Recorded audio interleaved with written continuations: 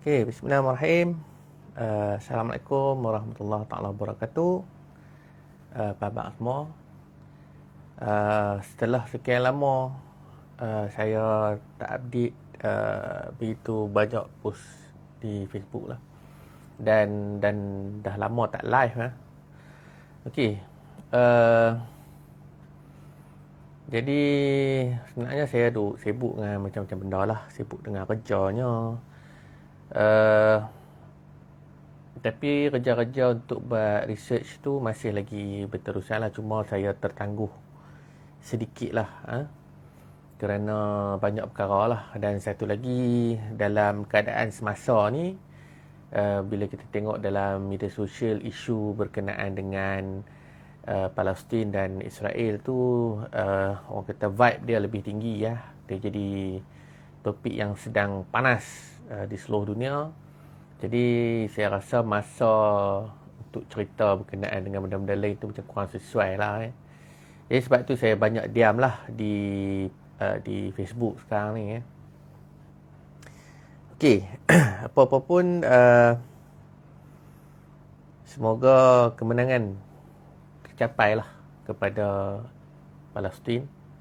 Semoga rakyat Palestin terus dilindungi oleh Allah Subhanahu Wa Taala. Semoga syahid mereka itu tertimpa juga ke atas kita. Kita ni umat Islam, kita jauh nak pergi tu jauh. Tapi kita haraplah semoga kita pun mendapat syahid seperti mana rakyat Palestin, insya-Allah. Okey. So bila saya tengok keadaan pun dah reda sikit dengan isu Palestin, di sana masih lagi berterusan, tapi kita tengoklah, kita masih mengikuti perkembangan yang berlaku di Palestin. InsyaAllah kita berkat doa lah.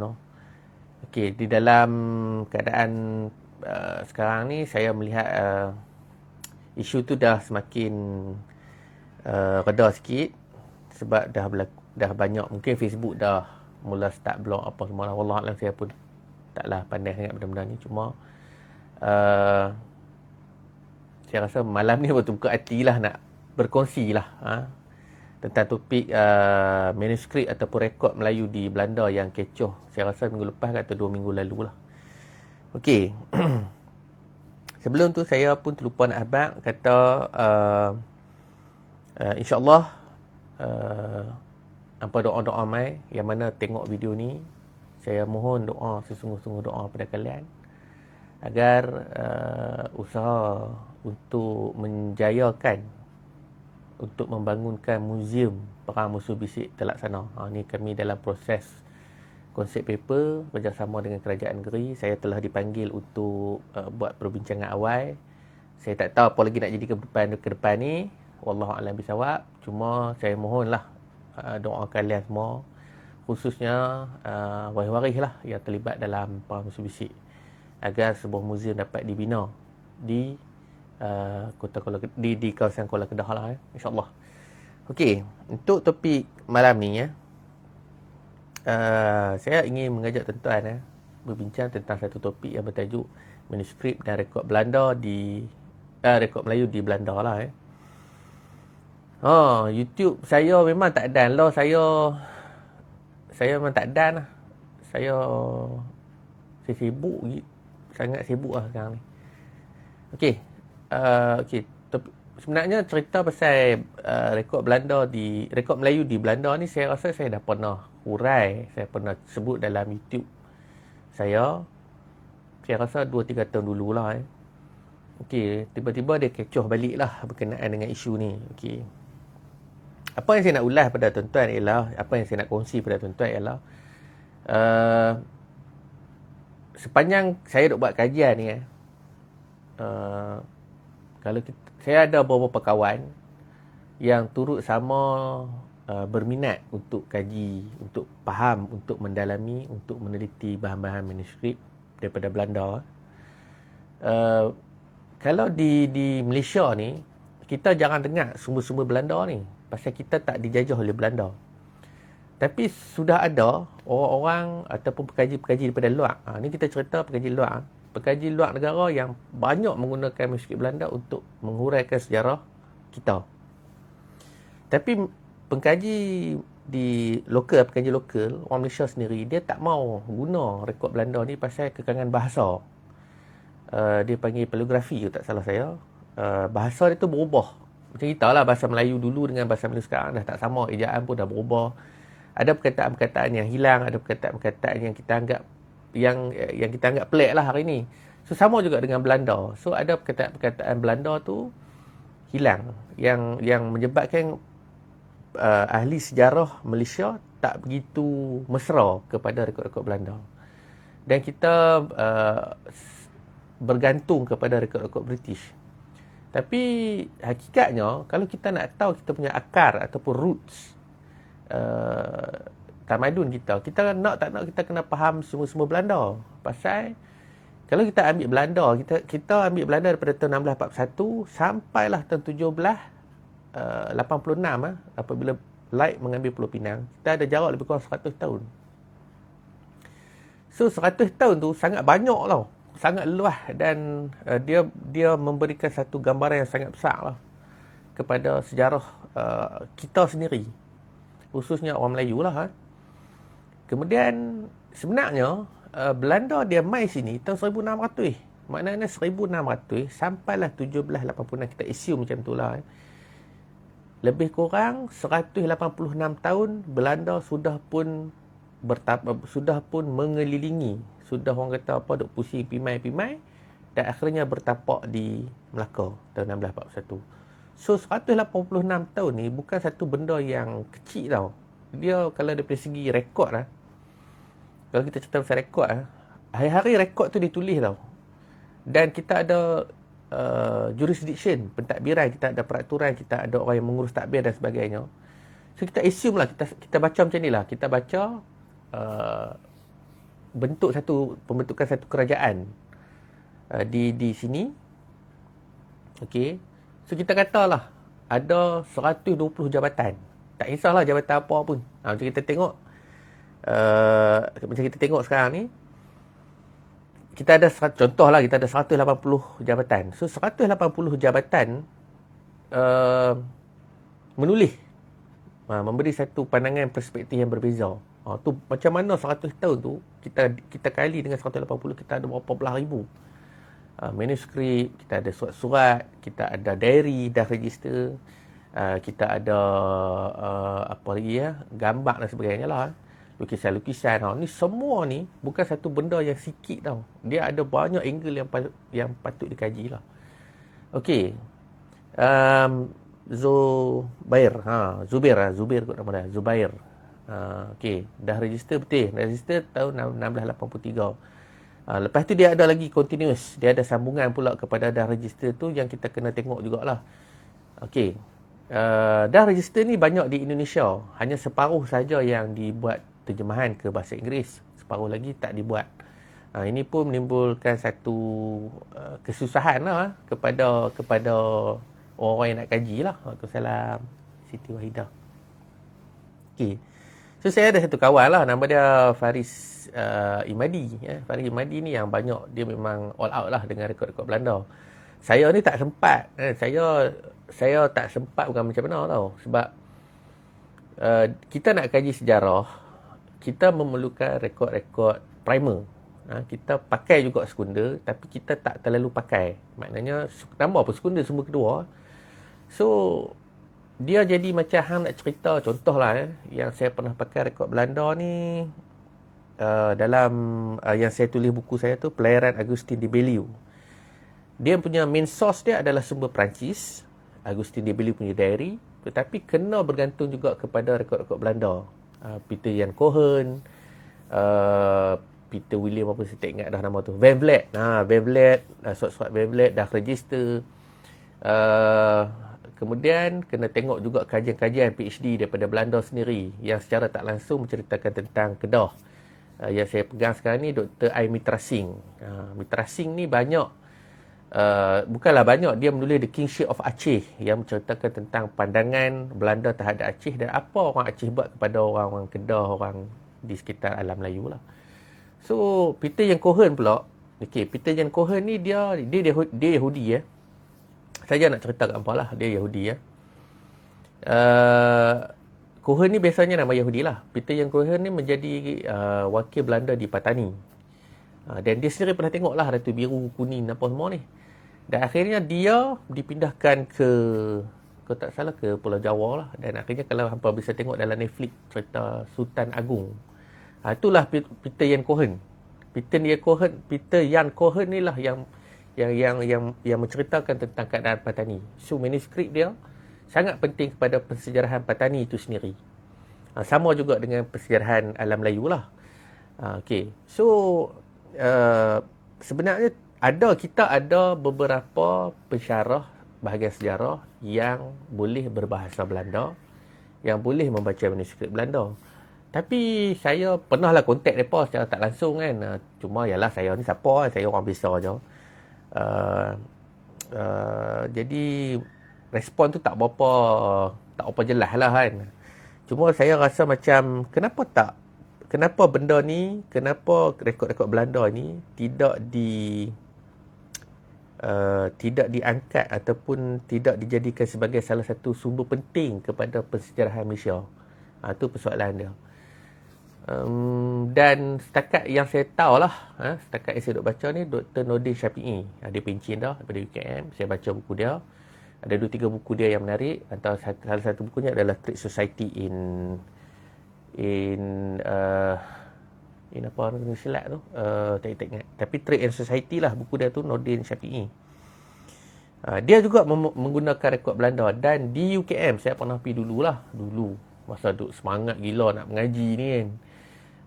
Saya pernah pergi ke Atma. Memang ada disimpan buku-buku yang ditulis dalam bahasa Belanda. Kalau tak salah saya yang tu dah register, printed version. Kalau tak salah saya lah, saya nak kena pergi balik ke Atma. Saya memang lost contact dah dengan Atma. Saya pun dah lost contact dengan dunia akademik ni. Saya duduk tumpu mengaji saja. So saya dah tak sempat nak tengok, nak pergi explore benda-benda macam tu lah. Dulu memang saya minat. Saya memang habis duit ribu-ribu lah nak pergi cari benda-benda macam ni semua kan. Tapi bila COVID tu saya jadi jam terus. Okay. So sebenarnya rekod Belanda ni banyak. Kita kena tengok yang last kali tahun masa zaman Perang Musuh Bisik pun mereka ada sentuh lagi tau.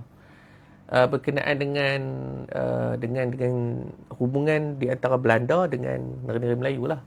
Saya tak tahulah negara-negara Melayu yang lain kan. Saya lebih tumpu pada Kedah. Sebab yang saya tahu ni sekitar tahun 1800 sebelum nak berlaku Perang Musuh Bisik tu, Belanda telah cuba untuk membeli beras daripada Kedah. Malah Belanda kata Kedah ni pengeksport beras terbesar di seluruh Semenanjung.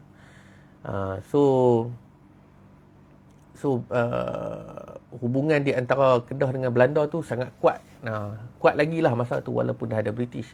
Dan kita kena sedar tau, sebab 1824 baru dia buat perjanjian Inggeris-Belanda, di mana Belanda menyerahkan Semenanjung kepada British dan British menyerahkan Bangka Hulu dan sebagainya kepada Belanda lah. So hubungan tu panjang lah. Kalau kita ambil 1600 sampai 1824, kita ada lebih kurang 224 tahun punya rekod.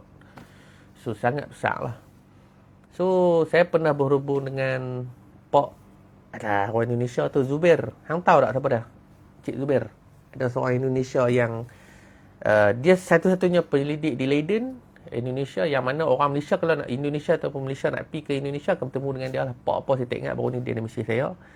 Dia ada offer saya lah suruh pergi ke Leiden. Saya duk fikir, ya Allah, teringinya nak pergi Leiden, nak pergi tengok mendatang ni semua kan.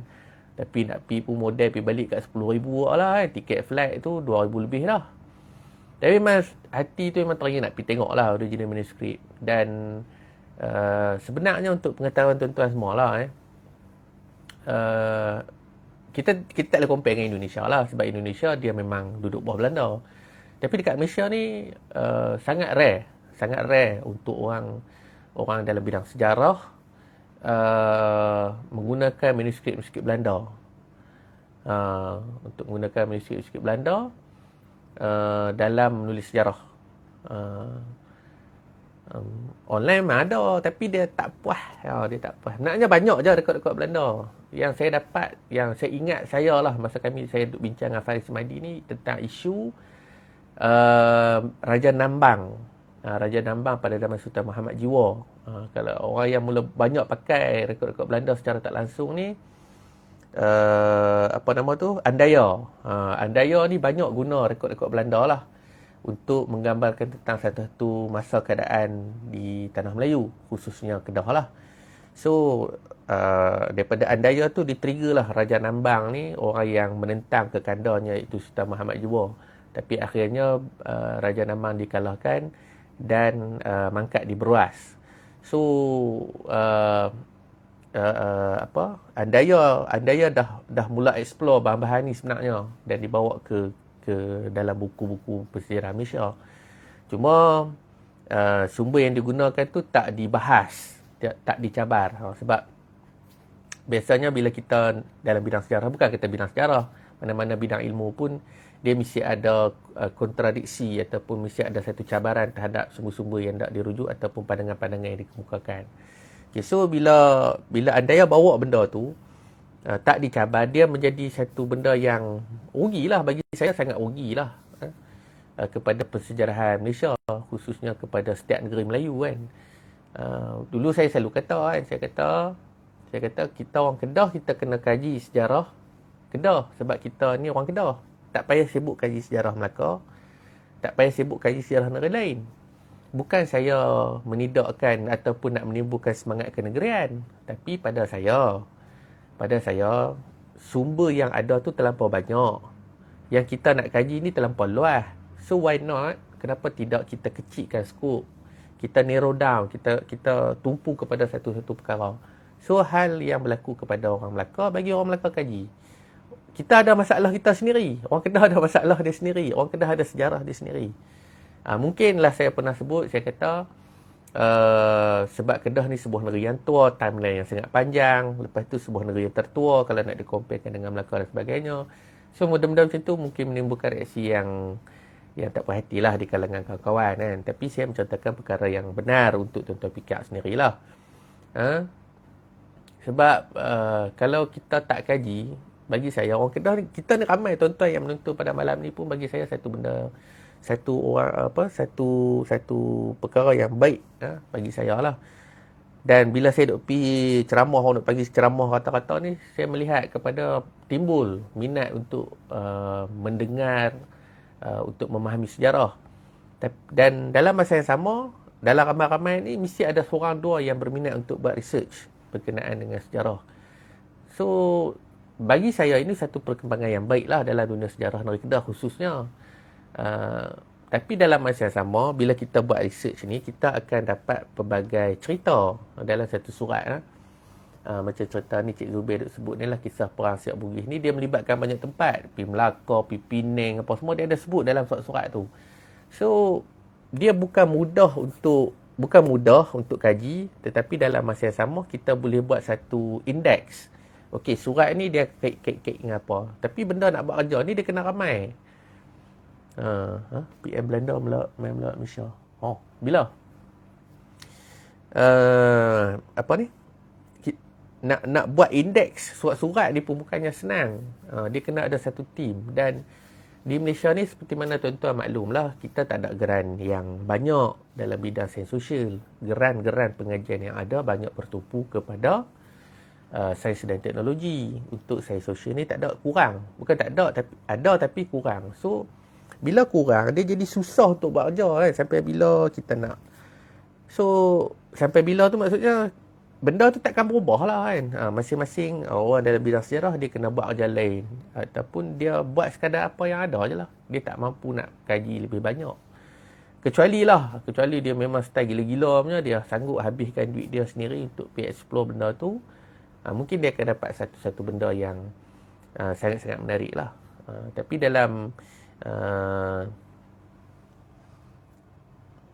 Julia Fortune.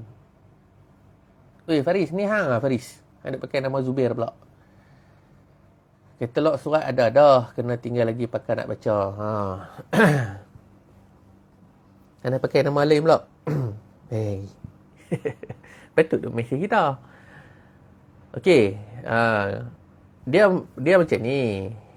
Katalog surat tu betul dah ada. Memanglah arkib Belanda pun ada buat senarai surat-surat tu. Cuma maksud saya ialah macam ni.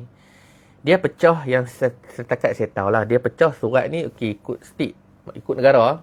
Ini berkaitan Malaysia, ini berkaitan Indonesia, ini berkaitan Sri Lanka, ini berkaitan dengan bla bla bla bla soal-soal lah. Kita di Malaysia ni, kita dah ada satu buku besar, big books, yang kita boleh jadikan guide. Ya. Tapi bila kita kaji, contohlah saya seorang, kita dua lah contoh kita dua. Kita duduk tumpu pasal Kedah. Kita duduk baca. Yang last kita baca adalah part zaman Sultan Sultan Zainuddin. Yang pertama yang menyebut tentang sudah ada Kota Kuala Muda. Dulu kita ingat Kota Kuala Muda ni, dulu bukan kita lah, dulu ramai orang ingat Kota Kuala Muda. Saya sendiri pun menyangka bahawa Kota Kuala Muda ni dibina pada Sultan Muhammad Jua. Tapi sebenarnya kalau kita tengok dalam surat-surat Belanda, Kota Kuala Muda sudah wujud tahun 1650 something. Maknanya mungkin lebih awal daripada tu. Mungkin dia muncul serentak dengan Kota Kuala Kedah. Ini cerita di Kota Kuala Muda. Tapi Kota Kuala Muda pun satu cerita yang tak selesai. Okey. Itu yang last yang saya dengan Faris ni duk baca dululah. Lepas tu saya tinggal Sat, saya jadi blur, saya jadi blank, saya jadi tarik handbrake Sat. Okey. Lepas tu kita balik pada indeks tu tadi. Bila kita baca macam tadi saya sebut kita nak baca isu Raja Nambang bergaduh dengan Sultan Muhammad Jua. Okey, kita pun carilah Raja Nambang. Dalam masa yang sama kita terbaca juga kisah Bugis, kita terbaca juga kisah Siak. So kita nak kena pecah, dia kena buat satu orang panggil awan-awan tu. Orang panggil apa mendatang tu? Alah, nak brainstorming tu. Carta Minda. Kita nak kena buat carta minda. Okey, Bugis punya cerita ni surat dia bla bla bla, kita senarai. Siak punya cerita ni senarai surat-surat dia. Kota Kuala Muda ni senarai dia. Kita nak buat benda tu, dia memerlukan orang yang ramai. Baru kita boleh buat satu indeks. Okey, kalau hang nak baca pasal Kota Kuala Muda dalam rekod Belanda, ni nombor surat dia. So mudah tak untuk berkaji yang kemudian hari? Mudah lah. So research tu boleh jadi lebih cepat. Dalam isu sekarang, okey, saya seorang. Lepas tu ada kawan, contohlah Faris Faris main support, tolong saya. Abang, saya duk baca-baca macam ni. Ni cerita dia. Dia pun share kat link kat saya macam ni semua. Dia pun cerita kat saya macam ni. Tapi saya ni ada kekangan masa. Saya ada kekangan masa dan saya tak boleh nak fokus semua benda dalam satu masa. Contohnya macam ni saya tengah duk nak buat berkenaan dengan cerita Sultan Muhyiddin. Ini contoh-contoh Sultan Muhyiddin. Sultan Muhyiddin ni hidup pada zaman Belanda dan dia pernah berinteraksi dengan gubernur-gubernur Belanda. So nak dapatkan cerita Sultan Muhyiddin ni, kami dah baca dah rekod Belanda ni, kami dah baca dah. Tiba-tiba terjumpa dalam jurnal British, ada pula pedagang British yang berdagang di Kedah pada zaman Sultan Muhyiddin ni. Bila kita dah start baca satu jurnal, dia akan pergi rangkeh. Kita nak dapatkan satu jawapan untuk melihat keseluruhan cerita. Sebab kita nak bina rangka cerita tu. Sebab sejarah, prinsip dia mudah. Prinsip dia ialah bukanlah mudah. Prinsip dia macam ni. Sesuatu penulisan sejarah tu harus diceritakan seolah-olah benar. Seolah-olah benar seperti mana yang berlaku di depan mata kita. Seolah-olah kami ni, orang sejarah ni, tulis sejarah ni, betul-betul macam benda tu jadi depan mata kami. Itu. Sebab tu ada orang kata, pandangan orang kata, history, cerita dia. Tapi adalah orang falsafah dia tak setuju dengan pandangan tu kan. Tapi itu satu cerita lah. Cuma yang saya nak beritahu ialah, saya seorang. Yang nak buat database ni kena 3-4 orang. Dan 3-4 orang ni pula dia kena faham macam mana saya faham. So cerita ni dia jadi, hampa faham tak? Kenapa rekod-rekod yang ada di luar negara, rekod-rekod kita yang ada di luar negara tu tak boleh dibawa balik, tak dapat diguna pakai, tak dapat digunakan secara maksimum lah. Walaupun kita ada saya tahu saya ada 2 lecturer daripada Universiti Melaya yang boleh bahasa Belanda. Perempuan dua-dua. Salah seorang dia orang Kedah. Tapi saya tak ingat nama, cuma saya dengar dulu, ingat saya dia sakit lah. Dia ada sakit. Okey. So, itulah. Dia pun, kita dah ada dua. Cuma, menjadi persoalan dia, kenapa dia tak ada buku? Yang tu yang saya jadi macam, kenapa dia tak ada buku lah? Saya pun nak cari jugalah jurnal-jurnal dia apa semua kan. Tapi malangnya tak ada. So, mungkin dia menggunakan sedikit sahaja rekod-rekod Belanda ni untuk menguatkan dia punya kajian. Saya tak tahu dia punya sejarah tu dalam bidang apa. Sebab tuan-tuan kena faham tau. Sejarah ni dia ada banyak bidang. Bukan satu bidang. Ada orang dia pakar komunis. So, bila tanya PhD apa, doktor ni pakar apa, dia pakar pasal komunis. Doktor ni pakar apa, dia pakar pasal Kesultanan Melaka contohnya. Ada orang ni dia pakar apa, dia pakar pasal sejarah kaum, sejarah petani. Orang petani kan. Ada orang dia pakar apa, sejarah makanan. Macam mana makanan padi, ada lah orang macam tu. So, dia bukan semua orang sejarah tu dia expert. Jangan sama, jangan macam mana nak abang hamba. Walaupun dia tahu cara nak buat research, tapi dia bukan expert bidang lah. Dia macam ustaz-ustaz lah no. Ustaz-ustaz pun bukan semuanya ustaz boleh mengajar agama. Macam kita tahu, bukan ustaz mengajar agama. Ada ustaz-ustaz dia mengajar agama, tapi kita nak contohnya macam Ustaz Azhar Idrus. Kalau nak tanya bab fiqh, tanya dia. Dia memang expert fiqh. Tapi kalau hampa tanya dia hukum macam mana nak taranum apa benda tu, dia tahu tapi dia tak boleh hurai habis lah. Dia tak boleh hurai secara mendalam. Maksud saya macam tu lah. Macam orang tafsir Quran. Dia pandai tafsir. Tapi dia tak ulas lah macam mana nak baca harakat panjang pendek apa semua tu. Tu bagi guru tajwid. So expertise tu tak ada. Expertise, maksud saya expertise kepada bidang tu, yang tu saja. Tu kena faham dalam dunia sejarah. So dekat Malaysia ni, kita tak ada orang yang expert. Yang hampa boleh sebut, okey, siapa pakar sejarah Melayu Belanda? Tak boleh tunjuk. Tak ada. Kalau Prof Abdullah Zakaria, dia memang expert sejarah. Tapi kita kena tahu lah, PhD Dr. Prof Abdullah Zakaria adalah berkenaan dengan Johor. Dia ada buku dia lah, Johor, Kesultanan Johor. So dia sebenarnya dia expert Johor, Prof Abdullah Zakaria. Tapi dah kita kerja lama kan. So kita baca semua. Macam saya lah, saya baca semua. Saya lama-lama saya jadi expert lah. Cuma kemudian siapa lagi yang saya boleh tunjuk lah. Contoh lagi siapa saya boleh tunjuk. Dr. Azmi, USM. Dr. Azmi dia punya PhD pasal Perancis. So sebenarnya dia lebih bertumpu kepada Perancis lah. Dan dia boleh cakap Perancis. Dan dia boleh baca Perancis. So, tapi dia lebih dikenali dalam hal komunis. Dia dah minat kot tu nak baca mana kan.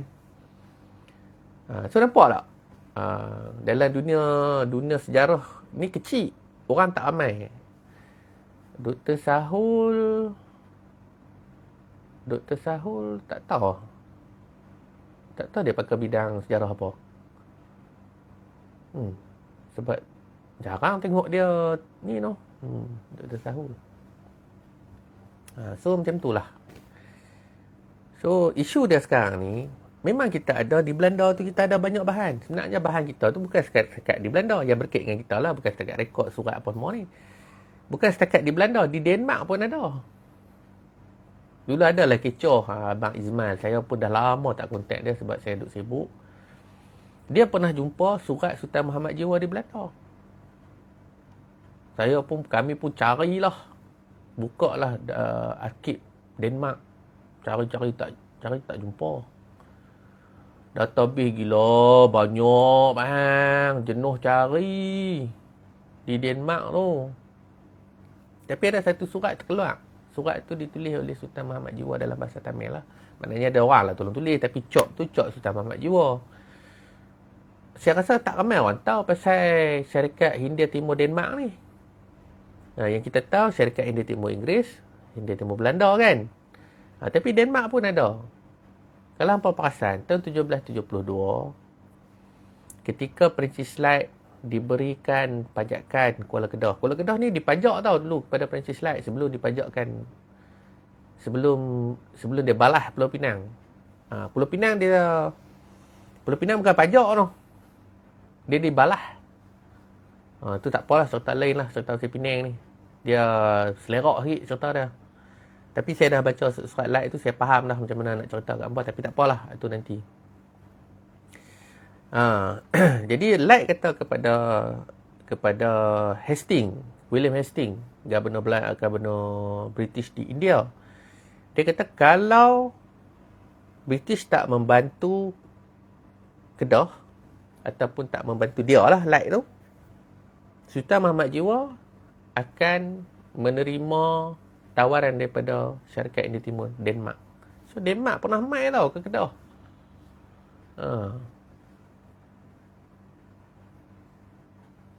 Bayang tak? Nampak biru lah, dengar suara. Okey.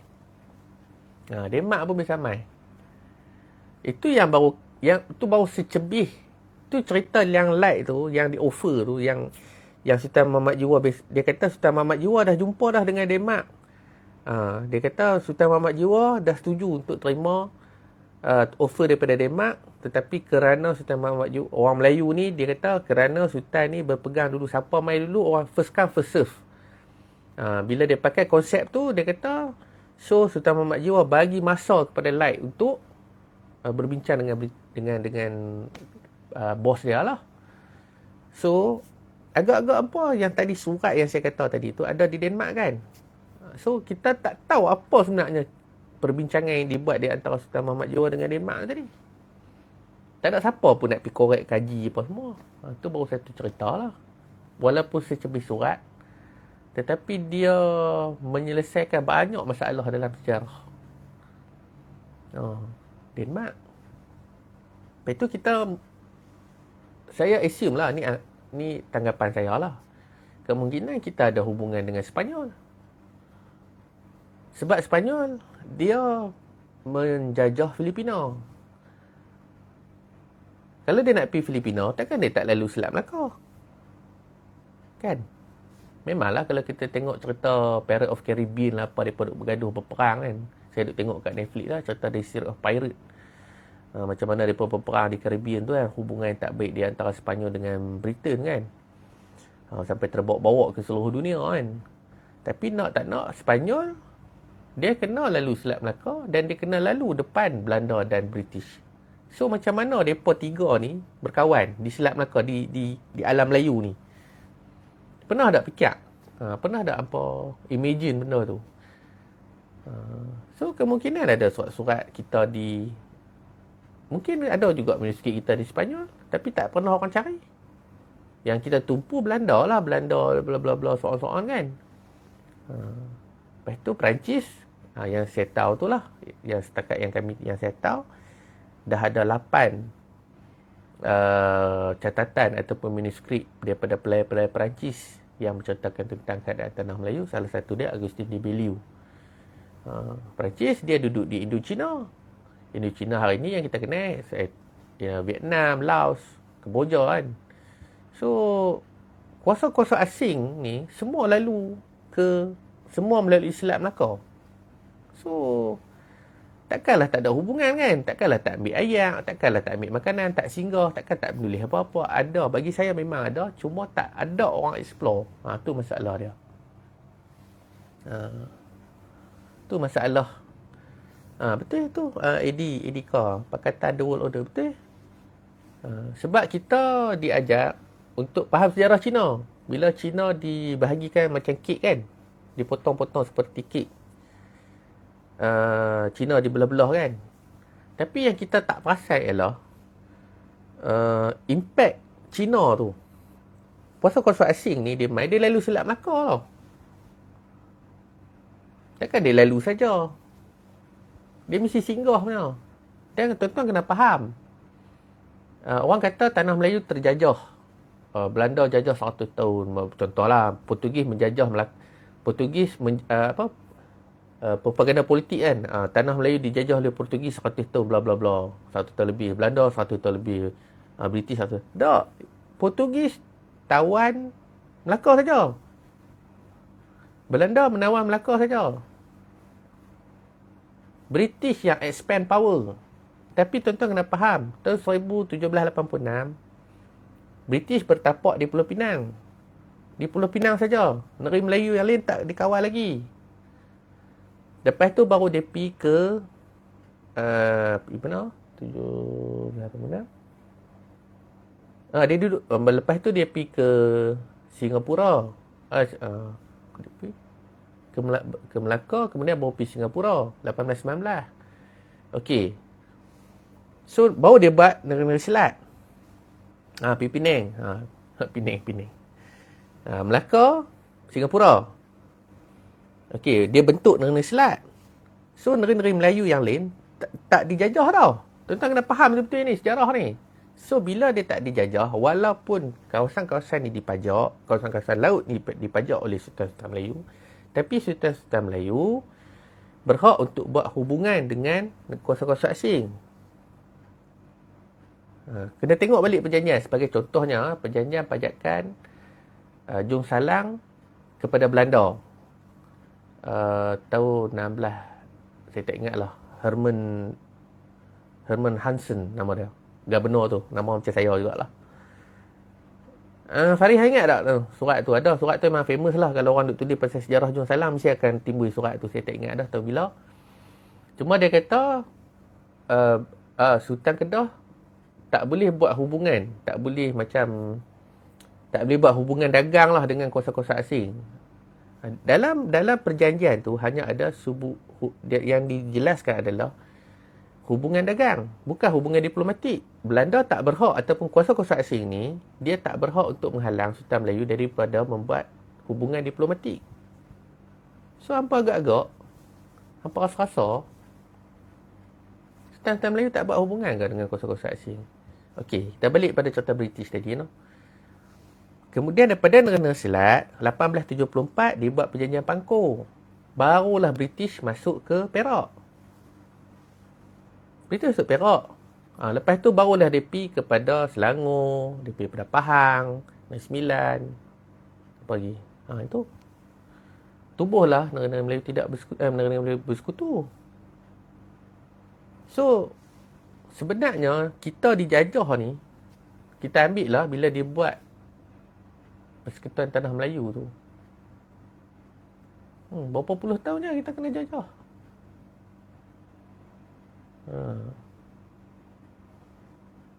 Nampak tak the whole story tu? Propaganda politik tu yang menyebabkan kita jadi down. Kita jadi hilang maruah. Bagi saya hilang maruah lah. Kita rasa bangsa kita terjajah, terhina dan sebagainya. Sedangkan dalam sejarah, kalau hampa kaji betul, Portugis duduk Melaka ya. Bukan dia duduk Kedah. Dia tak duduk di Perak. Dia tak duduk di Negeri Sembilan. Walaupun ada Fort Supai di Negeri Sembilan tu dekat Kuala Linggi. Saya ada pergi tengok lah dulu lah. Portugis tak ada pun kesan Portugis di Pahang. Tak ada pun kesan Portugis di Terengganu. Kelantan tak ada. Sama juga Belanda. Tak mana hampa boleh tengok kesan Belanda di negeri Melayu kecuali Melaka? Tak ada. So, tak mana yang kata kena jajah? Siapa yang kata kita kena jajah hampir ratus-ratus tahun dengan kuasa-kuasa asing? Tak. Melaka je yang kena jajah, kita tak.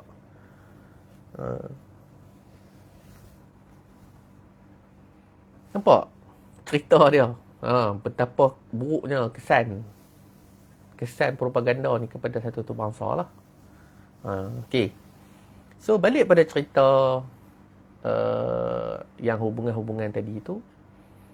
So, baru kita nampak ada Denmark, Perancis, ini kita nampak Sepanyol. Lagi siapa? Kalau hampa tengok cerita Wong Fei Hung tu sudah lah. Hampa tengok bendera-bendera tu mesti ada hubungan dengan kita. Mustahil tak ada. Jerman.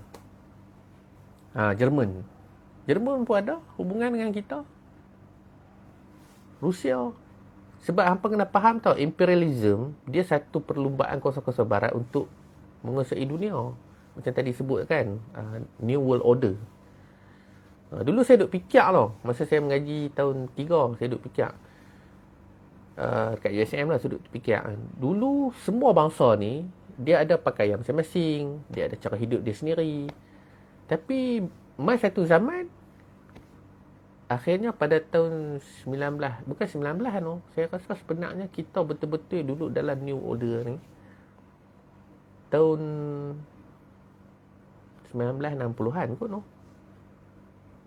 60-an ke 70-an lah kot no. Sebab kita tahun 70-an tu yang obvious gila lah orang Melayu dah pakai baju kod. Ini kita mula dah tinggal dah baju-baju kita lah, baju Melayu tu kolok dan sebagainya. Dah tak pakai songkok, evolusi pakaian tu yang akhirnya kita meninggalkan adat budaya lah. Maknanya akhirnya tahun 70-an tu membentuk satu New World Order lah no. Semua orang dah pakai kod tahun tu. Tahun 70-an tu lah orang pakai baju dress up macam orang putih kan. Dan ni akhirnya saya dapat lah jawapan dia. Sebenarnya New World Order tu lah yang menyebabkan kita dengan manusia lain tu tak ada beza. Dengan bangsa lain tu tak ada beza. So benda-benda macam ni lah yang kita kena faham lah, belajar dalam bila kita nak faham tentang sejarah. Okey. So ada tak bila kecoh pasal sumber-sumber manuskrip Melayu di Belanda, setakat yang saya dengan Faris lah Faris yang banyak sebenarnya yang duk buat research, yang banyak duk korek benda-benda ni, dia yang banyak ni Zubair ni Faris lah, dia yang banyak sebenarnya. Saya memang kredit kat dia lah, saya hanya buka jalan, tapi dia yang banyak buat. Saya memang tak dan. So saya pun rely, banyak bergantung pada dia lah untuk tengok balik. Itu baru kita cerita manuskrip tau. Kita belum cerita lagi kat mana kecoh kat ni paper. Kan minggu lepas keluar soal abang pasal isu manuskrip Melayu di Belanda. Okey. Apa tadi tertinggal dah. Saya nak sebut apa tadi. Tu baru kita cerita pasal rekod. Yang disebut dalam soal abang tu adalah manuskrip Melayu yang ditulis dalam Jawi soal-soal lah. Yang saya cerita kepada tuan-tuan sepanjang tadi ni adalah, sepanjang-panjangnya tadi tu adalah surat menyurat. Diary-diary. Tapi ada satu benda lagi kita terlepas pandang bila kita kaji sejarah adalah pemetaan. Adakah kebanyakan dokumen manuskrip Melayu Nusantara disimpan di University of Leiden? Itu saya jawab. Saya tanya lagi sekali lah. Aku terlupa. Okey, pemetaan. Peta-peta yang dilakar oleh Belanda ni pun sangat penting. Peta-peta lama ni, saya tak tahulah, saya sepanjang saya duk mengaji, saya duk baca buku sejarah, sangat kurang orang sejarah di Malaysia menggunakan peta-peta ni sebagai reference. Yang pertama saya rasa mungkin pasal copyright. Mahal nak bayar copyright ni. Boleh pergi sampai ratus-ratus dolar sekadar untuk dapatkan satu peta nak bubuh tempel dalam satu muka surat. Tapi peta pemetaan ni sangat penting kepada semua isu lah. Contoh macam hari tu baru-baru ni saya ada buat mahal. Okey. Saya bercakap tentang isu reman. So kita orang nak sebut negeri Melayu yang hilang lah. Banyak orang dah lupa negeri reman, and kita pun tak tahu sepadan yang sebenar negeri reman ni macam mana. So peta-peta ni penting tau. Sebab dia panggil topografi lah no. Topografi ni penting lah dalam kajian sejarah. So dalam politik antarabangsa dan sebagainya. So peta-peta lama ni pun tak digunakan sangat lah dalam rekod-rekod kita lah. Ikut surat siam mula Gunung Inas. Tu satu cerita. Hampa kalau hampa nak sembang dengan nak sembang banyak lah pasal rekod-rekod Belanda, hampa boleh tanya dekat Zubir ni lah. Dia banyak tahu lah. Tapi saya nak pesan kat dia, jangan duk banyak share kan. Sebab nak cari ni bukan senang, teruk. Nak baca, nak hurai. Kami dua ni, terutama dia lah, nak faham surat-surat penulisan, tulisan-tulisan cengkuih Belanda ni, rupa nak mampus. Jenuh faham, jenuh cari. Puas kami cari software-software yang boleh translate Tapi tak dapat juga 100%. Kalau pakai Google Translation tu memang out terus. Lari makna. Public interest kena kecoh. Tapi dia kecoh sangat lah. Tak payah duk kecoh sangat lah pasal rekod-rekod tu semua. Share dekat patut padah lah kan. Sebab dia ada nilai. Bagi saya, bukan kita kedekut tak. Bukan kita kedekut. Tapi bagi saya, orang yang bersungguh-sungguh dia akan cari. Orang yang diberi suap, dia akan kita suap kat dia, dia macam dia endah tak endah lah. So bagi saya macam tu lah. Kalau saya nak kira kan, kalau dia bersungguh saya bagi je, tak ada masalah. Tu duk gaduh apa pula dua orang ni, Khaidir baling keruh Kelantan. Tu satu cerita lah. Okay, so saya pun tak boleh cerita banyak. Saya rasa cukup sejam. Apa yang saya nak cerita ialah, secara kesimpulannya ialah, sebenarnya rekod-rekod kita ni, setahu saya lah, manuskrip kita tu taklah sebanyak mana. Cuma yang nak dijelaskan ialah hubungan di antara negeri-negeri Melayu dengan Belanda tu sangat panjang. Dan ada surat menyurat diplomatik yang dibuat di antara Belanda melalui Syarikat India Timur Belanda dengan sultan-sultan Melayu. Okey. Itu yang nak diperjelaskan. Seterusnya ialah tujuan ditulis, ni pandangan saya lah. Tujuan ditulis dikeluarkan dalam surat khabar. Hampir setiap tahun kalau apa tengok dalam 5 tahun ke belakang ni, banyak kali diceritakan tentang manuskrip Melayu tu. Jadi pada saya tujuannya adalah untuk menarik minat masyarakat supaya mengkaji dan menyelidik bahan-bahan surat-surat Melayu yang ditulis dalam Jawi ni dan disimpan di luar negara. Itu tujuan dia.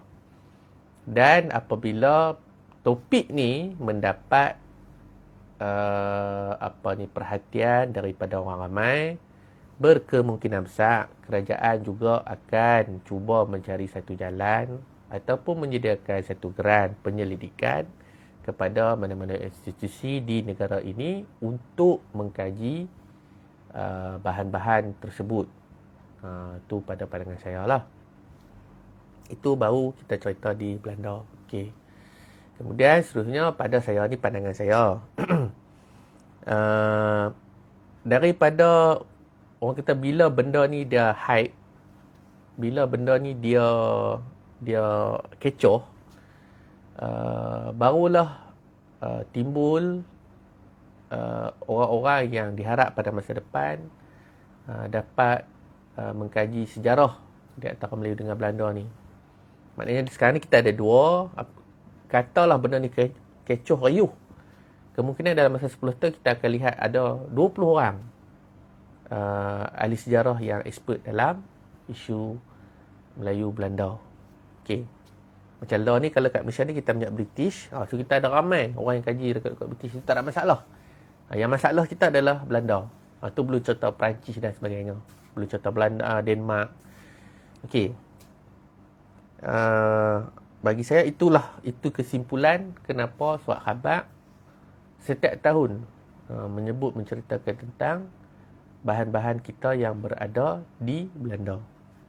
Okey. Tu belum saya cerita lagi ada surat-surat di Tamil Nadu.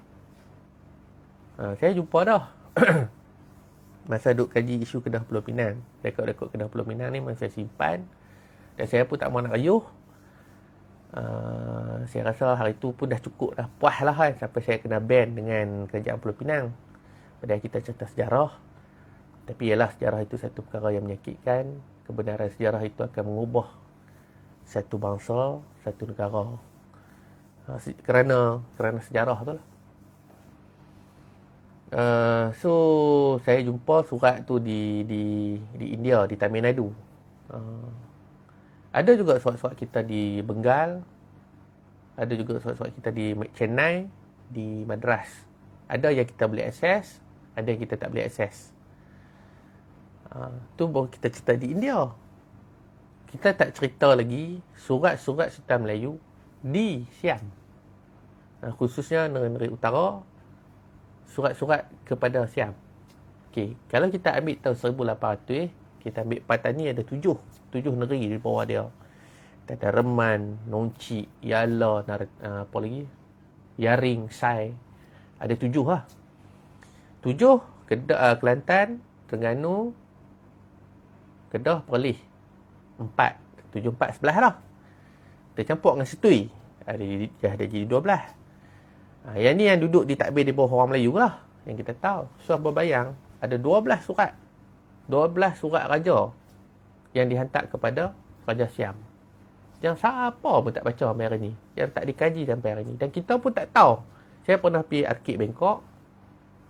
Tapi masa saya pergi Arkid Bangkok tu, saya pergi under universiti lah. Expenses. Saya belanja keluar belanja sendiri lah kan. Tapi saya tak kisahlah tu. Bukanlah saya nak cerita apa. Semua saya minat kan. Saya minat. So saya pergi under tiket universiti sebab nak duduk bawah, nak selamat bawah kedutaan. So saya pergi. Tujuan saya pergi masa tu adalah untuk mengkaji tentang Perang Kedah Siam lah. Dan kami cuba nak trace satu peta lakaran kota Kuala Kedah yang akhirnya kecoh lah. Ada orang balas dah kajian saya tu. Saya lepas kena balas tu, saya jadi tak mau nak share sangat lah bahan-bahan apa saya jumpa tu. Pasal saya kena balas banyak kali dah.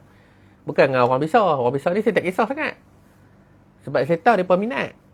Kena balas dengan orang akademik. So saya tak mau nak share. Lepas pada tu lah saya jadi slow down. Okay. So saya pergi ke Bangkok. Nak pergi tengok peta. Dan saya pun bukan tak lah. Masa saya pergi tu, saya pergi dengan Abang Izman semua lah. Dengan Dr. Zalina, dengan Dr. Norzalawati dari UIA. Dan ada beberapa lagi lah lecturer. So Abang Izman ni dia nak pergi tengok gambar. So kami jumpa gambar Sultan Hamid daripada muda sampai tua. Memang ada kat Bangkok. Dan tak tahulah kot dalam ramai-ramai ni kan. Mungkin kita boleh buat satu buku pictorial berkenaan dengan Sultan Hamid.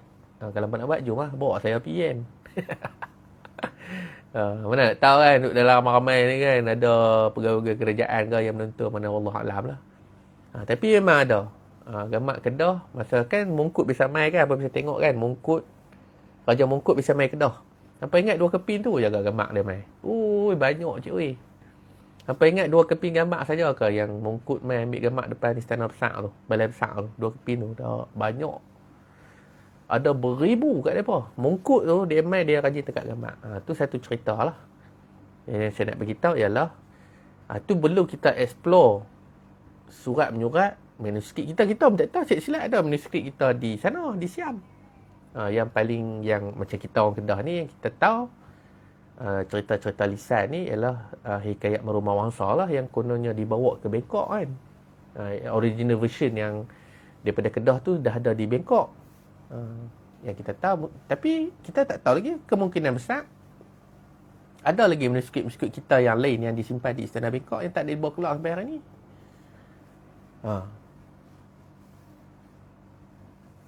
Pernah tak fikir? Tapi nak pergi cari tu, siapa nak pergi cari?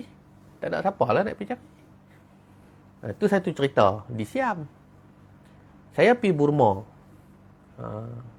Saya ditunjukkan lebih kurang 25,000 manuskrip.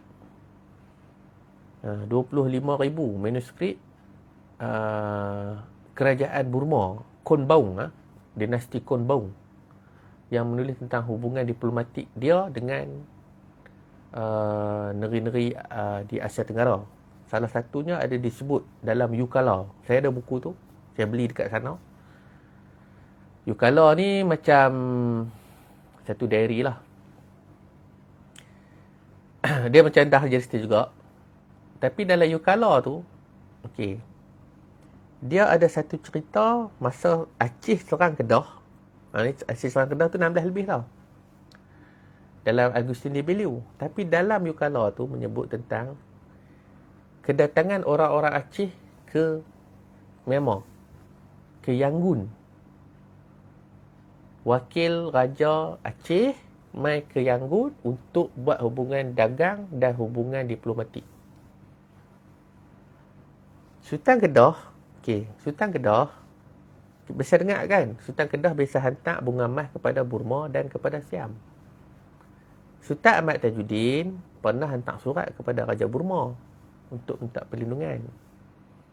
Dan Raja Burma sendiri, bodoh payah, pernah menghantar surat kepada Sultan Ahmad Tajuddin untuk menyerang Siam. So, hampa agak-agak surat manuskrip kita ada tak dekat Burma? Tadi saya cerita 25,000 tu dalam bahasa Burma lah. Hampa agak-agak ada tak kat mereka? Bagi saya ada. Saya dibawa tour oleh pegawai muzium Burma pada ketika tu lah. Dia buatlah lukisan. Mereka dengan Siam ni lebih kurang je. Dia pakai lukis. Buat gambaran. Oh, ni kat istana, bla bla. Ada beberapa gambar. Tapi saya tak dibenarkan ambil lah. Tak dibenarkan snap gambar. Dalam lukisan-lukisan tu, ada orang pakai tengkolok.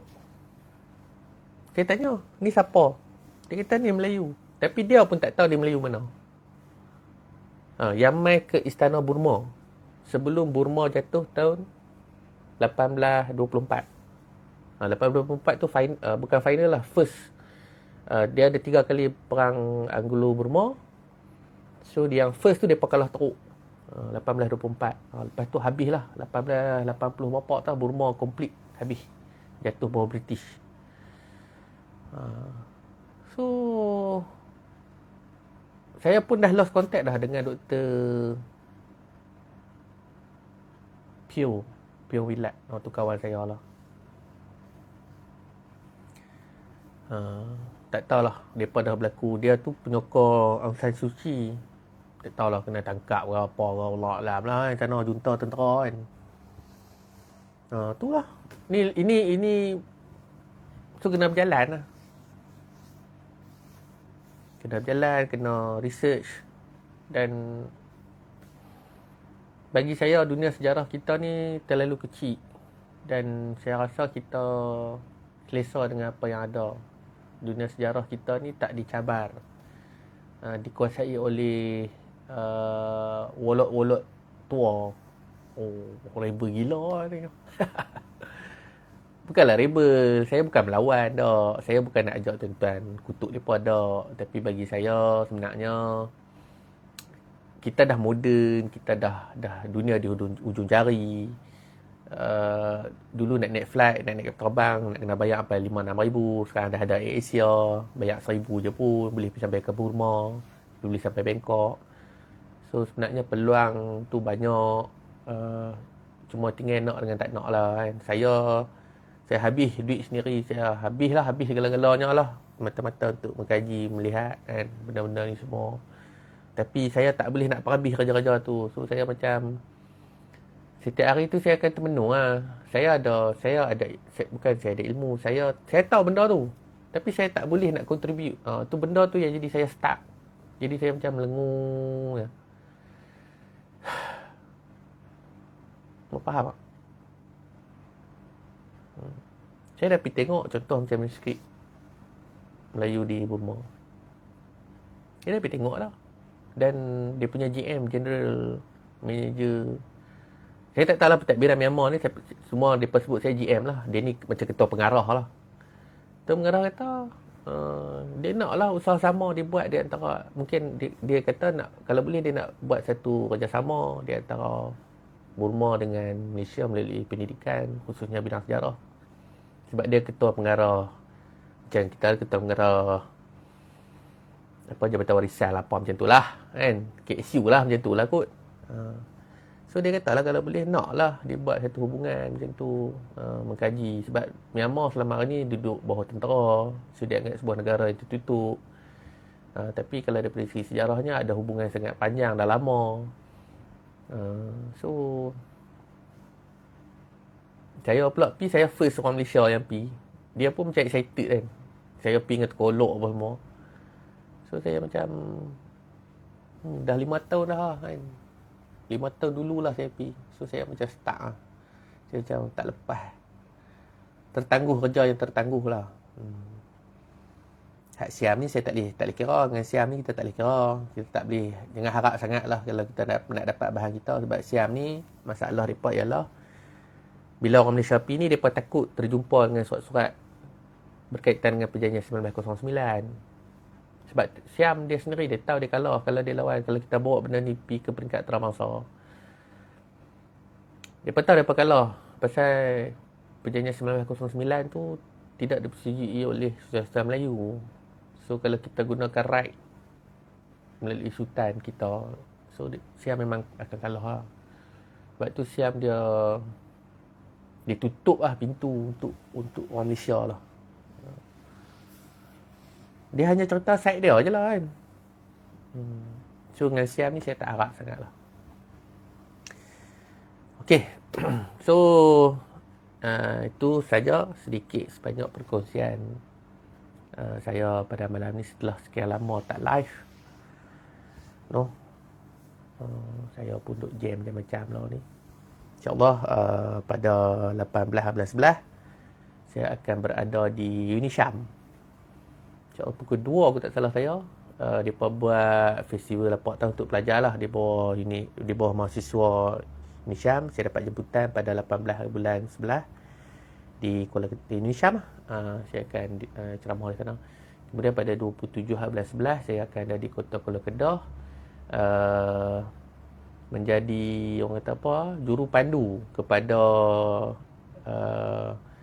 kepada tentera. Ni kem Tok Jalai. Kem Tok Jalai minta saya cerita tentang sejarah Perang Musuh Bisik. Dan mereka kata ingat saya jumpa dengan Kapten Khalis di museum di camp hari tu. Bulan 11 tu adalah bulan yang kita tahu sebagai bulan jatuhnya Kota Kuala Kedah dan bermulanya Perang Musuh Bisik. So mereka nak cuba hidupkanlah suasana bulan ni lah, bulan 11. Dan saya sendiri kalau nak cerita pasal Perang Musuh Bisik ni, saya harap satu hari nanti mungkin kita boleh buat hari haul. Maknanya pada hari tu kita pakai cuti lah. Macam Pahang buat kan, haul Pahang. So kita di Kedah ni kita buatlah haul Perang Musuh Bisik ataupun haul Sultan Ahmad Tajuddin ke apa, tak kisahlah. Janji pada satu tarikh di Kedah ni dia ada satu tarikh khas untuk memperingati pahlawan-pahlawan dan Perang Musuh Bisik. Okey. Tadi siapa lah tanya macam mana kaji surat apa? Haidir dia pernah dapat idea nak kaji surat ni, untuk kaji surat kerajaan. Sebenarnya bukanlah macam mana nak buat. Sebab sejarah yang kita belajar hari ni, dia tak bertumpu kepada masyarakat umum, masyarakat kelas bawahan. Kita ni orang jangan cerita sejarah tentang kehidupan masyarakat desa contoh, ataupun masyarakat luar bandar ataupun masyarakat kampung. Bila kita cerita isu masyarakat kelas bawahan, yang diceritakan contohlah dalam sejarah ialah masyarakat kelas pekerja, masyarakat kelas petani. Daripada situ baru kita ada satu deskripsi gambaran, okey, working class ataupun masyarakat buruh ni macam mana. Mereka ni kerja di kilang, daripada kampung, ada keluarga yang ramai, bla bla bla, so on. Miskin dan sebagainya. Masyarakat petani, hidup petani, tanam, duduk tanam padi, berlaku revolusi petani. Petani dengan buruh bertemu, akhirnya berlakulah revolusi komunis. Lebih kurang macam tu lah. Dia tak sama dengan cerita tentang sejarah seorang sultan, seorang Perdana Menteri. Dia ada beza tau. Tapi nak menceritakan, nak menunjukkan tentang sesebuah tamadun tu, dia kena cerita tentang kerajaan. Dia takkan cerita macam orang macam kita ni, rakyat kan. Sebab tu hari ni kalau kita hampa perasan lah, ada gerakan-gerakan yang menceritakan tentang sejarah sosial. Sejarah sosial ni sejarah masyarakat. Masyarakat tadi lah yang saya cerita tu, kelas petani dengan kelas buruh. So, sebab selama ni, sejarah yang kita belajar ni sejarah feudal. So, sejarah kelas, masyarakat kelas pekerja ni tak begitu diceritakan. So, dalam tu ada elemen-elemen yang kurang baik lah. Menjatuhkan raja dan sebagainya lah.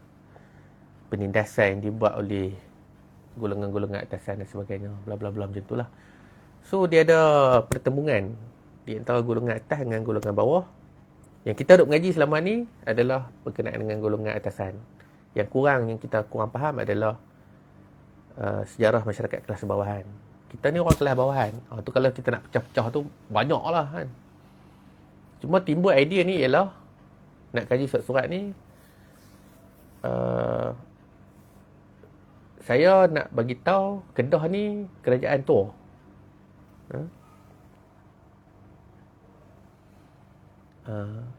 Saya nak bagi tahu saya hilang lah. Siapa orang komen ni? Yang menarik minat saya ialah saya nak bagi tahu macam ni. Okey. Kita selalu cerita Kedah adalah sebuah kerajaan yang tua. Kedah mengalami evolusi sejarah yang panjang. Kedah mempunyai kerajaan yang tak putih. Mempunyai kesultanan yang diwarisi 1000 tahun lebih.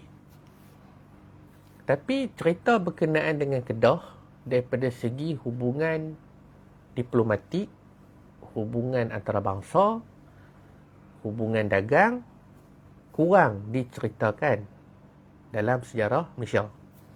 Walaupun kita ada buku, walaupun kita ada penulisan, walaupun kita ada orang-orang yang mengkaji sejarah Kedah, tetapi kebiasaannya Kedah ni disebut secara tidak langsung dalam kajian-kajian yang dibuat oleh pengkaji-pengkaji sejarah.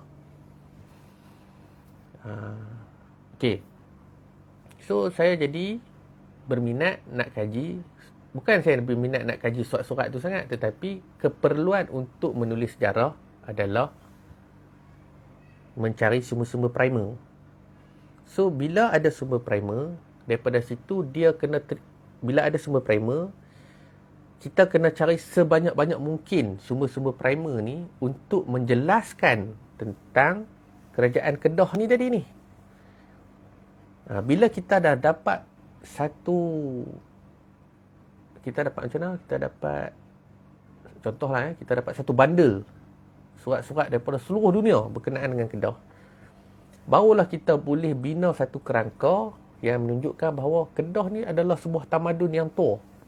Sebuah tamadun yang pernah mengalami evolusi yang sangat panjang. Kedah ni boleh kita gambarkan melalui pensejarahan tadi, melalui pengumpulan surat-surat ni tadi, berkemungkinan kita boleh gambarkan Kedah ni macam tamadun Cina. Tiba-tiba 20 tahun lagi dengan usaha yang kita buat ni, tiba-tiba Kedah dianggap salah satu tamadun yang sama level dengan tamadun Cina dalam buku-buku sejarah dunia. Sama level dengan tamadun India. Lah ni kita mengaji sejarah dunia. Kita mengaji sejarah dunia ni. Orang sebut tamadun Cina, tamadun India, tamadun Aztec contohlah tamadun Eropah. Tamadun Melayu ni tak tahu duk tahu mana. Nampak? Tamadun Jepun, tamadun Melayu duk tahu mana?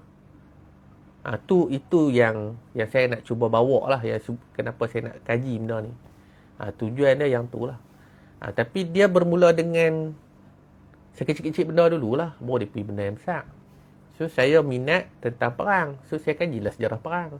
Daripada sejarah perang ni, barulah saya nampak, rupanya bila kita perang dengan Siam, dan masa sama kita perang British.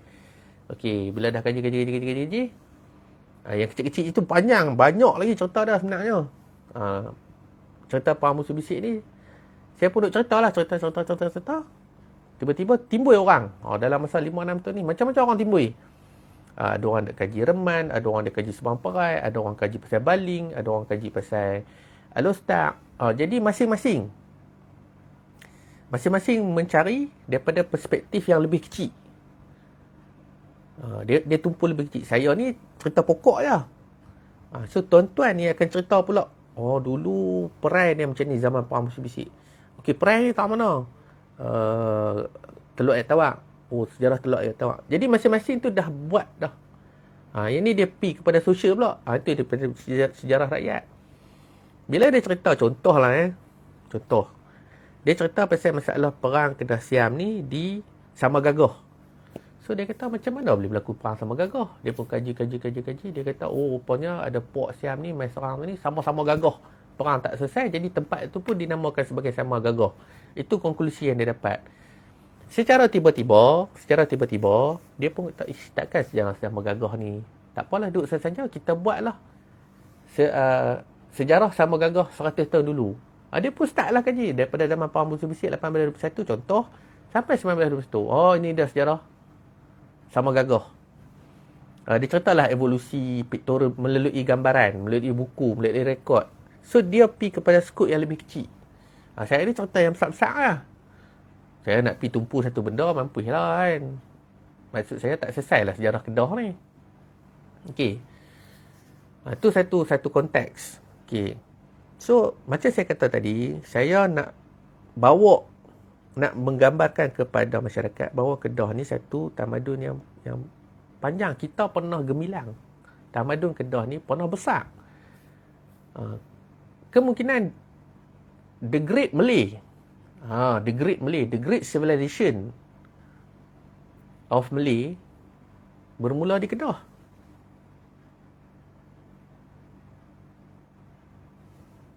Semenanjung lah. Sebelum Sriwijaya mai tahun 700 Masihi. So kat Kedah dah ada dah Kedah tua.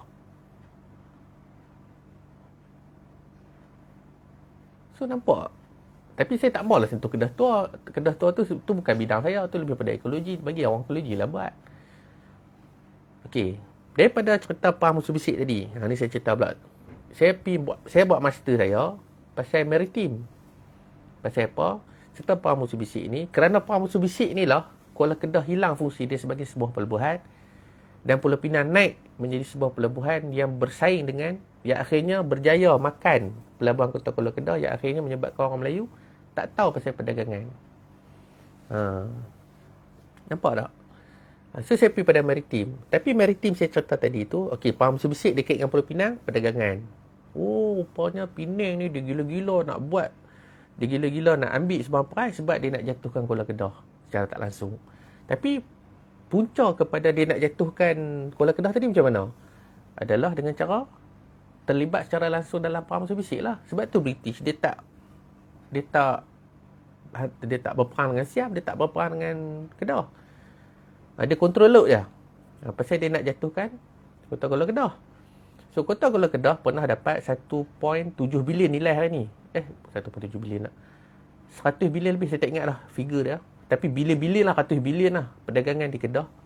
Sampailah bila Penang buka pelabuhan, Kedah akhirnya hanya terima 100,000 lebih saja. Hampa bayar daripada 100 bilion dulu berdagang, akhirnya tinggal 100,000 lebih. Bila dibuka pelabuhan Pulau Pinang. Okey. Tapi poinnya adalah Perang Musuh Bisik. So bagi saya, Perang Musuh Bisik ni, dia buka macam-macam benda ni. So saya buat master dalam bidang maritim. So apa yang saya dapat bidang maritim ni? Okey, ini berdasarkan pengalaman saya. Saya pergi Burma, saya pergi Indonesia, saya pergi Thailand. Okey. Bila saya pergi museum, mereka akan buat route. Trade route jalan perdagangan. Jalan perdagangan ni contohlah daripada India, Nagapattinam akan pergi ke Chittagong Bangladesh, kemudian pergi ke Myanmar, kemudian dia akan turun terus pergi Melaka. Daripada hampa bayang daripada Tavoy tu, daripada Tenasserim pelabuhan tu, dia akan terus turun pergi ke Melaka. So macam tak synchronize. Okey, pasal apa saya kata tu? Pasal okey, hampa duk sebut ni Kedah ni kerajaan tua, Kedah ada pelabuhan kat Merbuk, Kedah ada pelabuhan kat kat Sungai Mas. Tiba-tiba dalam peta dunia Tiba-tiba dalam peta dunia, Kedah tak masuk. Kedah tak masuk dalam route tu tadi. Terus pergi Melaka. So, Melaka, dia tahun 1000, dia betul-betul famous 1450-an lah. So, sejarah maritim menggambarkan masyarakat Asia Tenggara, khususnya orang Melayu ni, terkenal pada zaman Melaka saja. Sedangkan Melaka mengiktiraf Kedah sebagai salah satu negeri yang memberi ekspor terbesar kepada negeri Melaka. Hamba bacalah kajian-kajian berkenaan dengan Melaka. Pengkaji-pengkaji sejarah Melaka semua mengakui bahawa Kedah adalah negeri yang paling banyak ekspor bahan-bahan ke Melaka. Itu tujuan saya duk kaji lah, lebih kurang macam tu lah. Saya nak cerita panjang kalau nak cerita sejarah ni. Okey.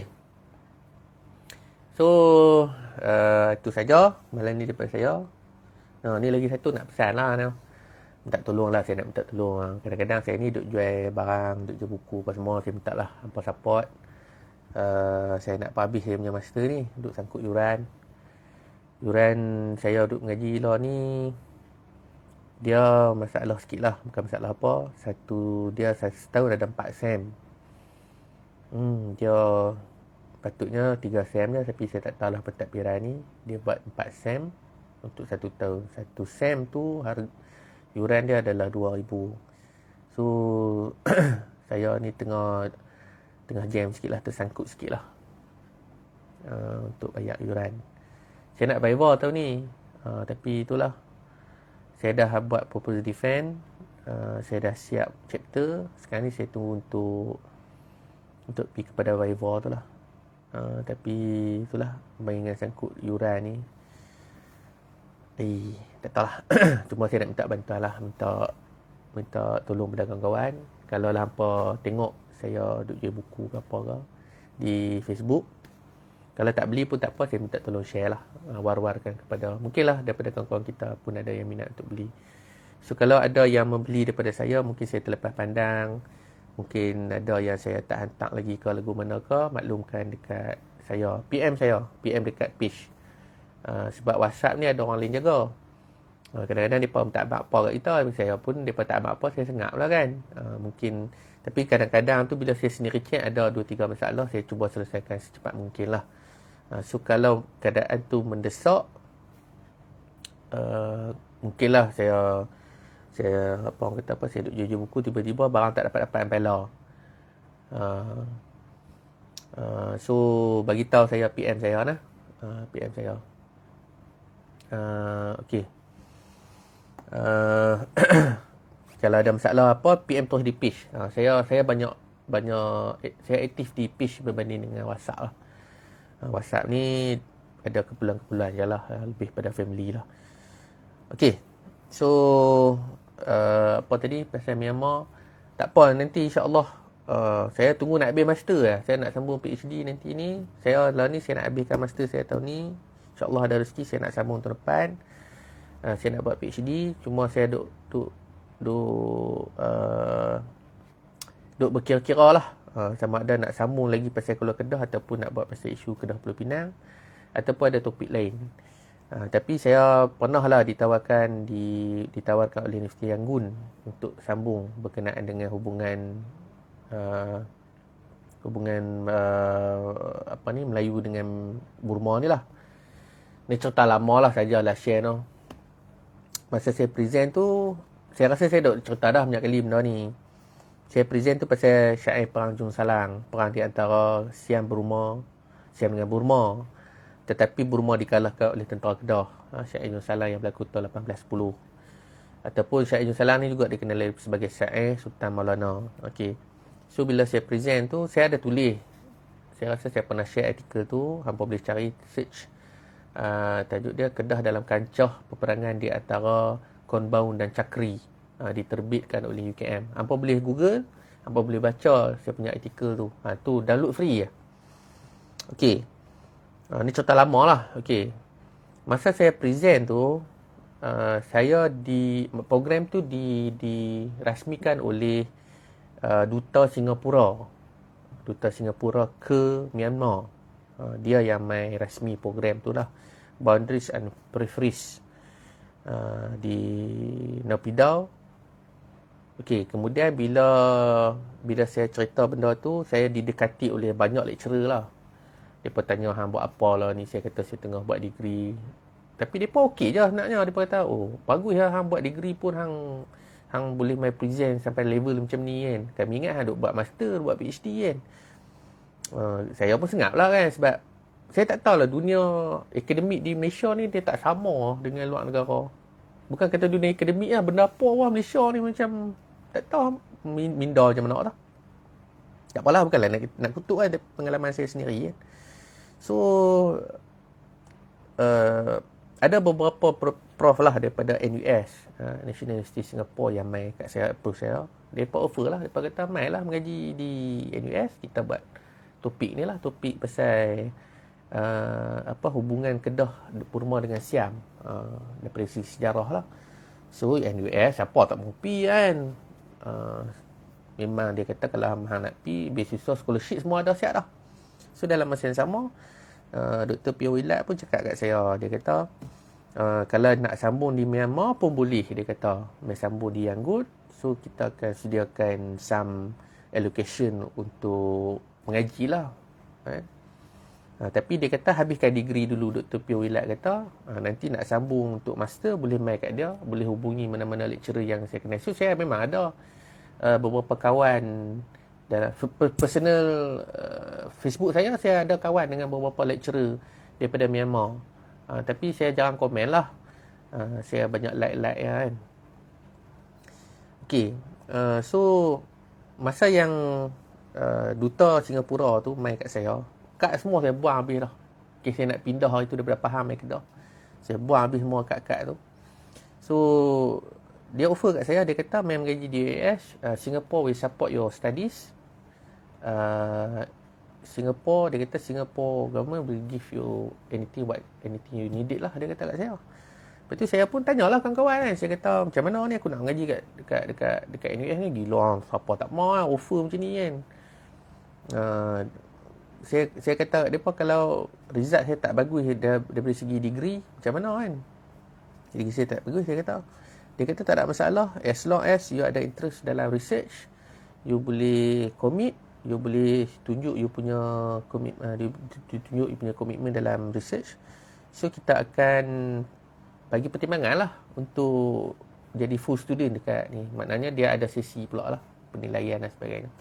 So masa tu memang akhirnya satu kawan saya kata, kalau hang mengaji di Singapura, hang punya tesis tu akan jadi hak milik Singapura. Saya pun jam terus. Lepas tu saya sambung kat Malaysia lah.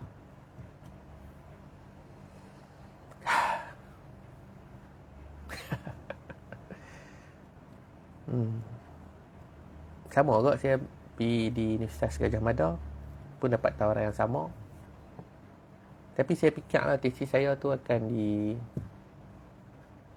jadi hak orang.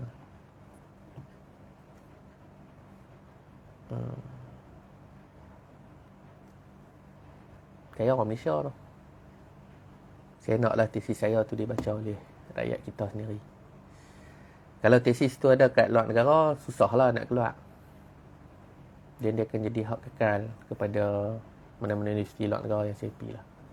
So saya sayanglah bangsa saya. Saya tak maulah apa yang saya buat habis macam tu saja. Tak apalah, biarlah mengaji dalam Malaysia pun. Kan? Cuma je dalam hati tu teringin lah mengaji luar negara. Siapa tak teringin tu. Tapi bila fikir benda tu balik, saya jadi macam tak apalah, saya pun duk berjuang untuk bangsa. Dan saya harap apa yang saya berjuang ni dapat balik kepada bangsa saya. Itulah sekadar nak kongsi pada apa. Okay, so itu saja daripada saya. Cuma kalau boleh lah, sekali lagi saya minta support lah dari kawan-kawan. Kalau nampak saya berdagang, minta support lah untuk beli apa yang saya jual. Kalau tak beli pun tak apa, minta tolong share. War-warkan lah, kut-kut lah ada kawan-kawan yang minat nak beli. Kepada yang biasa beli dengan saya, kalau saya lambat post ke apa, saya minta maaf. Saya mungkin saya sibuk, Dan saya pun ada 2-3 orang yang duk mengurus. Cuma kami ni bukanlah buat kerja sepenuh masa. Masing-masing ada urusan. Cuma kalau terlambat, terlewat apa semua tu, saya minta maaf lah. Saya mohon bersabar. Dan saya tak mau, janganlah anggap saya menipu, no? Saya tak menipu. Kalau saya rasa tak boleh, saya akan pulangkan duit. Saya pun tak maulah, kerana benda-benda, ialah duit ni benda yang sensitif. Kalau apa-apa saya akan maklum. Kadang-kadang yang mesti tu saya sendiri dalam WhatsApp kan. So itu je lah. Memang ujung-ujung ni sedih pula. Okey, itu saja daripada saya. Terima kasih kerana menonton. Saya mohon sekali lagi tuan-tuan doakan yang terbaik untuk agama bangsa dan tanah air kita. Doakan juga supaya Muzium Perang Musuh Bisik itu menjadi. Dan saya juga mohon supaya tuan-tuan berdoalah untuk saudara-saudara kita yang berada di Palestin. Semoga kemenangan tercapai kepada mereka, insya-Allah. Okey, itu saja dari saya. Assalamualaikum warahmatullahi wabarakatuh.